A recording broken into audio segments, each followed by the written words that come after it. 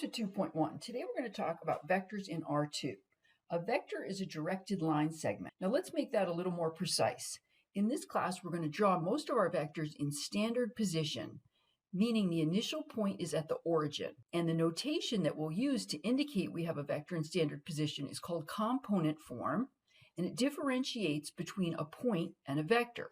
So for example, in this picture over here, P is the point 3, 2. I use parentheses to indicate point. The vector that goes from the origin to P, I write with pointy brackets, and that indicates it's a vector in standard position. Now, how do I get a vector that goes from P to Q if P is not the origin? So here's P and here's Q. The component form of PQ is x2 minus x1, comma, y2 minus y1.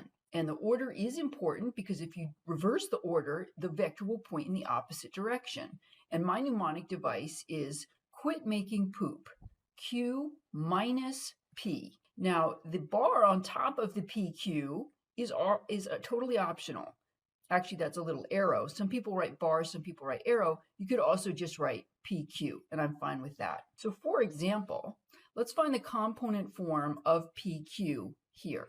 Now, P is right here, 1, 2, and Q is here at 4, 4. So PQ is this vector from P to Q. Now, we want it in standard position. So we want PQ equal to, we want the Q's minus the P's. So 4 minus 1, comma, 4 minus 2 is 3, 2. And I'm using pointy brackets. And if I draw that vector in standard position, I start at the origin, I go over 3 units, up 2 units to this point, and there's my vector PQ. And you can see it's got the same length and the same direction as the initial vector from P to Q. Now in physics, you might be using the standard unit vector notation, which is the IJK. Now I and J could either be in R2 or R3, depending on context. If you see a K, you know you're in R3. So these are just alternate notations for the same vector. I far prefer component form, and that's what we use in this class, but some of your homework questions use the standard unit vectors. So for example, rewrite the vector in the alternate notation. So 2, -3 is 2i minus 3j. And going in the other direction, here I've got 2i minus 3k. I see a k, so I know I'm in R3. So that's going to be 2, and then there's 0 j's and -3k's.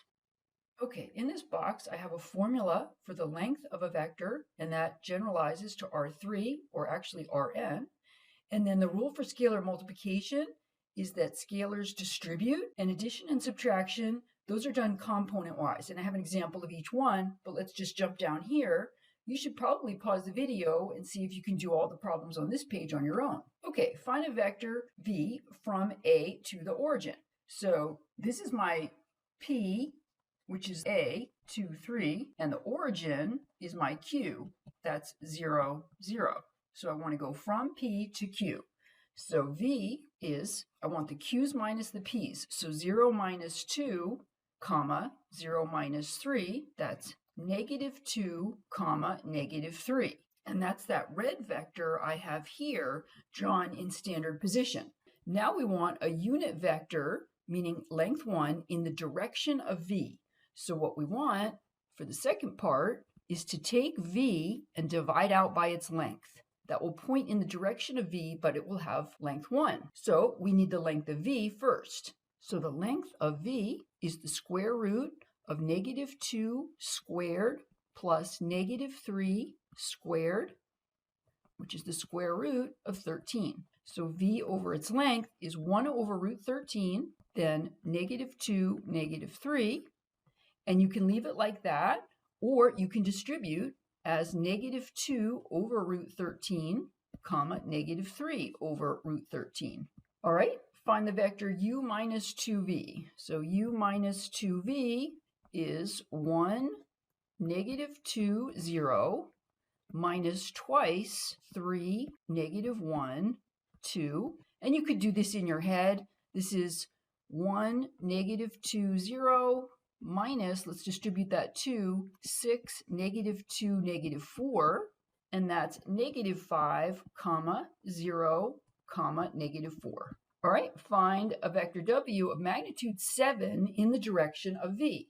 Now, V is in standard unit vector notation. I'm going to switch it over to component form. That's 12, 0, negative 5. That's V. So let's find the length of V. The length of V is the square root of 12 squared, which is 144, and negative 5 squared is 25. That's the square root of 169, which is 13. So the vector I want, which I'm calling W, is going to have magnitude 7. So it will be 7 over the length of V times V. That vector will point in the direction of V, but it will have length 7. And so that's 7/13, 12, 0, negative 5. And again, you could distribute the 7/13 or you can leave it like that. Okay, find the component form of the vector D, and here I've got a picture in red of the vector, and 45 degrees indicates the angle from the positive y-axis to the vector. And so this angle here, which I'll call theta, is 3 pi over 4. I like radians. So let me just remind you of some basic trig. If you're on a circle of radius r, and this is the angle theta, then the coordinates of x and y are r cos theta, comma, r sine theta. So the vector we seek is, pointy bracket, 11, that's the length of D, cos 3 pi over 4, comma, 11 sine 3 pi over 4. And that's negative 11 over root 2, comma, positive 11 over root 2. There's the vector. Okay, properties. So these, I'm going to let you read through these on your own because they're all fairly straightforward. The only ones that I want to focus in on are the ones that involve 0. So number 3, u plus 0 is u. Is that 0 the scalar u or the vector u?